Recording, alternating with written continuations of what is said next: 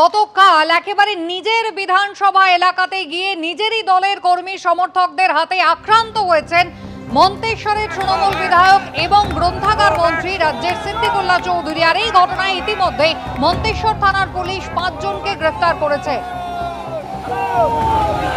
নিজের বিধানসভা এলাকাতে গিয়েছিলেন সিদ্দিকুল্লাহ চৌধুরী এবং সেখানে গিয়ে একেবারে ঝাঁটা জুতো, কালো পতাকা, গো ব্যাক স্লোগান এই সমস্তই তাকে শুনতে হলো।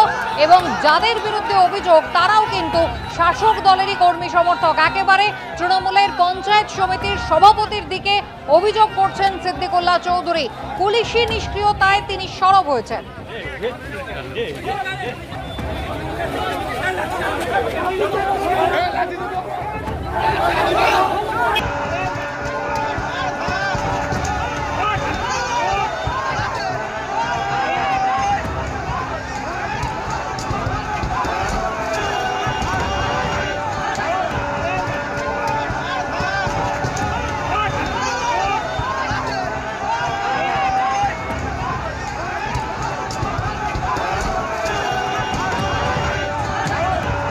সিদ্দিকুল্লাহ চৌধুরী তিনি একেবারে ক্ষোভ প্রকাশ করেছেন। পুলিশের সামনেই হামলা হয়েছে তার উপরে। তৃণমূলের কর্মী সমর্থকরাই তাকে গো ব্যাক স্লোগান দিয়েছেন, কালো পতাকা, এমনকি ঝাঁটা জুতোর মুখোমুখি হতে হয়েছে রাজ্যের গ্রন্থাগার মন্ত্রীকে।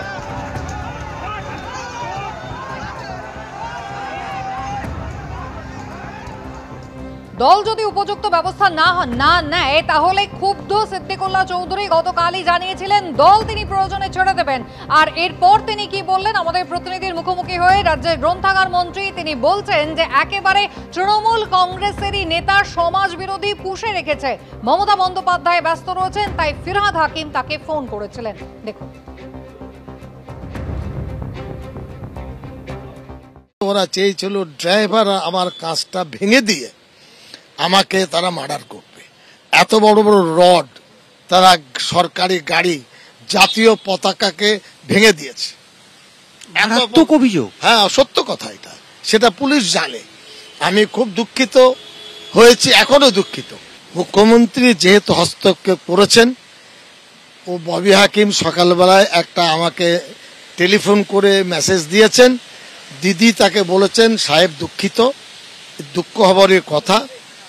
আমি নিজে অত্যন্ত ক্ষুব্ধ হয়েছি যে এই আচরণ মেনে নেওয়া যাবে না এবং পুলিশ অলরেডি অ্যাকশনে নেমেছে। দলের মধ্যে এখন পর্যন্ত হয়তো কিছু কিছু জায়গায় সিপিএম এর বদরক্ত আছে, তাদের ডায়ালিসিস করা দরকার। পুলিশের কাছে সব রিপোর্ট আছে। আমি আইন শৃঙ্খলা হাতে তুলে নিতে চাই না। আমি চেয়েছি প্রশাসন লেভেলে বিচার হোক।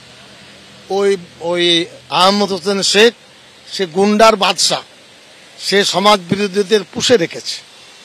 ওর কঠোর শাস্তি না হলে ওখানে শান্তি ফিরবে না।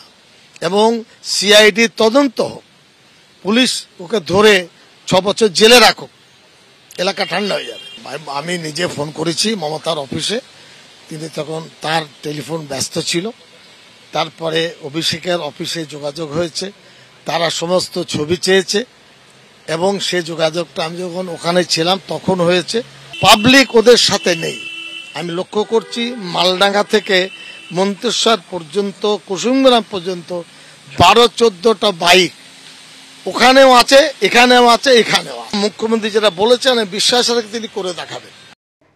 দেখুন, তৃণমূল কংগ্রেসের মধ্যে খালি সিপিএম নয়, তৃণমূল কংগ্রেসের মধ্যে সব দলেরই বদরক্ত রয়েছে। কেন তৃণমূল কংগ্রেস দলটাই হচ্ছে বাংলার রাজনীতির বদরক্ত। যত চোর, চিটিংবাজ, ডাকাত, ক্রিমিনাল, খুনি, ধর্ষক সবার নিশ্চিত আশ্রয় হচ্ছে তৃণমূল কংগ্রেস। অতএব তৃণমূলের রক্ত মানেই বদরক্ত। সিদ্দিকুল্লাহ সাহেবকে বলছি, আপনি রাজ্যের মন্ত্রী, নিজের রাজ্যে, নিজের বিধানসভা এলাকায় নিজের দলের লোকের হাতে মার খান। যে এখন সিপিএম এর নাম করে লাভ আছে? যদি আমাদের দলের কিছু লোক আপনাদেরকে তাড়া করে থাকে সেটা খুবই ভালো কাজ করেছে, কিন্তু ঘটনাটা হচ্ছে গোটা দুনিয়া দেখেছে এটা তো ব্যাপারটা সেরকম নয়। আপনাকে আপনার দলের লোক মারতে গেছিল, আপনাকে আপনার দলের লোক তাড়া করেছিল, তারপরে আপনার মুখ্যমন্ত্রী আপনার ফোন ধরেনি। এখন হতাশ হয়ে, অসহায় হয়ে সিপিএম এর নামে প্রলাপ বকে লাভটা কি আছে? আপনি ভাবুন কি দল করছেন, কি এমন কাজ করছেন যে লোকের এত ক্ষোভ আপনাদের উপর। তাও তো এখন লালবাতি দাঁড়িয়ে আছে, 4টে পুলিশ আছে সঙ্গে, রাজ্যের মন্ত্রীর তকমা রয়েছে। তো আপনি এখন যদি রাস্তায় নেবে পাবলিকের কাছে মার খেতে হয়, আজ বাদে কাল যখন গাড়ির মাথা থেকে লালবাতিটা চলে যাবে আর পুলিশের সিকিউরিটি গার্ড থাকবে না, তখন রাস্তা দিয়ে চলাফেরা করবেন কিভাবে ভেবেছেন? ওই জন্য বলছি, তৃণমূলে থেকে এত পাপ করার আগে আজকের দিনটাকে দেখতে ভবিষ্যতের দিনগুলো কেমন হতে চলেছে তার একটা ধারণা করে নিন। আমাদের প্রতিনিধি উজ্জ্বল মুখোপাধ্যায় যখন সিদ্দিকুল্লাহ চৌধুরীর সঙ্গে কথা বলছেন, সিদ্দিকুল্লাহ চৌধুরী পঞ্চায়েত সমিতির সভাপতিকে গুন্ডা শুধু বলছেন না, তিনি সমাজ বিরোধী পুষে রাখেন এই কথা পর্যন্ত বলছেন। এবার এই পঞ্চায়েত সমিতির সভাপতি আহমেদ শেখের পাশে দাঁড়াচ্ছেন জেলা সভাপতি রবীন্দ্রনাথ চট্টোপাধ্যায়, কাটোয়ার বিধায়ক রবীন্দ্রনাথ চট্টোপাধ্যায় তিনি এই পঞ্চায়েত সমিতির সভাপতির পাশে দাঁড়াচ্ছেন এবং তিনি বলছেন আহমেদ ওই সময় ছিলই না, বাড়িতে ছিল। রবীন্দ্রনাথ চট্টোপাধ্যায় বলছেন, অর্থাৎ সিদ্দিকুল্লাহ চৌধুরীর কাঠগড়ায় পঞ্চায়েত সমিতির যে সভাপতি থাকছেন সেই পঞ্চায়েত সমিতির সভাপতির পাশে তৃণমূলেরই জেলা সভাপতি এবং কাটোয়ার তৃণমূল বিধায়ক তিনি দাঁড়াচ্ছেন।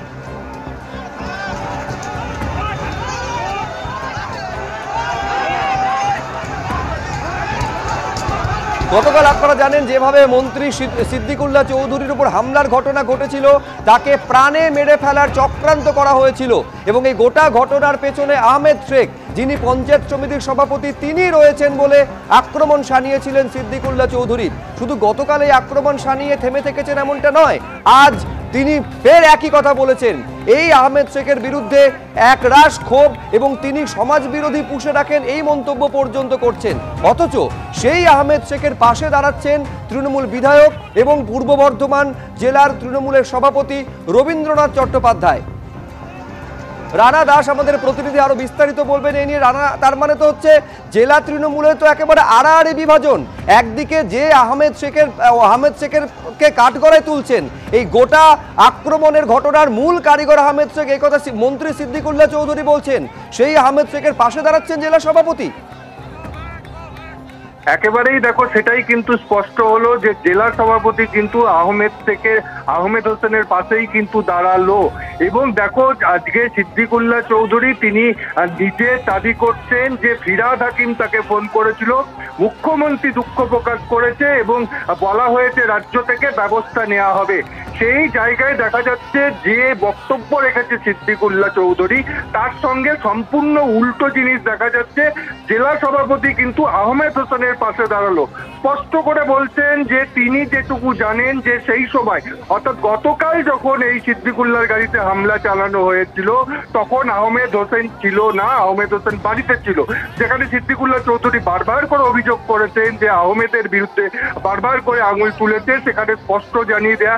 এবং তিনি বলছেন যে যারা বিক্ষোভ দেখিয়েছে সেখানে কোনো রকম তৃণমূলের পতাকা নেই এবং সেখানে তারা বিভিন্নভাবে বিক্ষোভ দেখাচ্ছিল যে মন্ত্রীর বিরুদ্ধে কাজ করে না। সেটা কে বলছে? জেলা সভাপতি বলছে।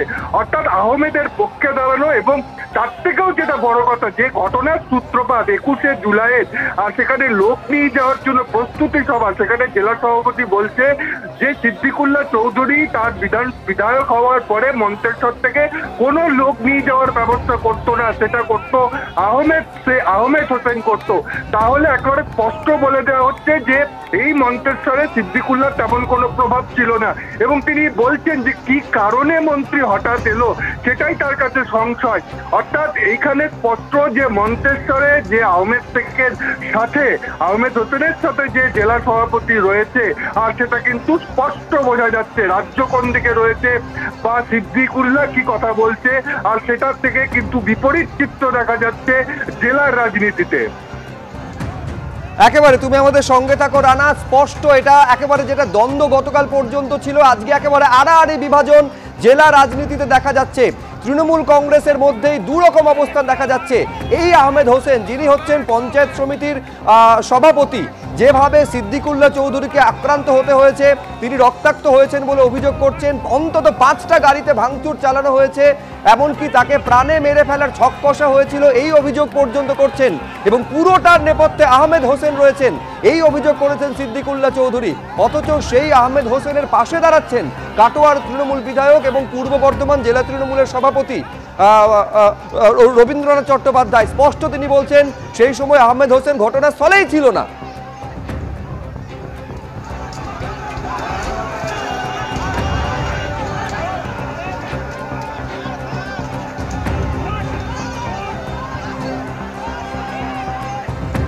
21শে জুলাইয়ের প্রস্তুতি বৈঠকে যোগ দিতে যাচ্ছিলেন এবং নিজের বিধানসভা এলাকাতেই এভাবে বিধায়ক সিদ্দিকুল্লাহ চৌধুরী, রাজ্যের গ্রন্থাগার মন্ত্রী, তার আক্রান্ত হওয়া, তারই দলের নেতা কর্মীদের হাতে।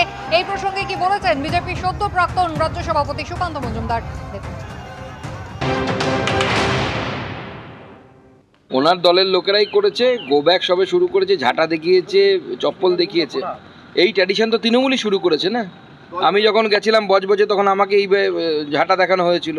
এখন পড়ছে, নিজেদের ঘাড়েই পড়ছে। ভস্মা শুনেছেন তো, যে যার মাথায় হাত দেবে তাকেই সেই ভস্ম হয়ে যাবে, সেরকমই অবস্থা হচ্ছে।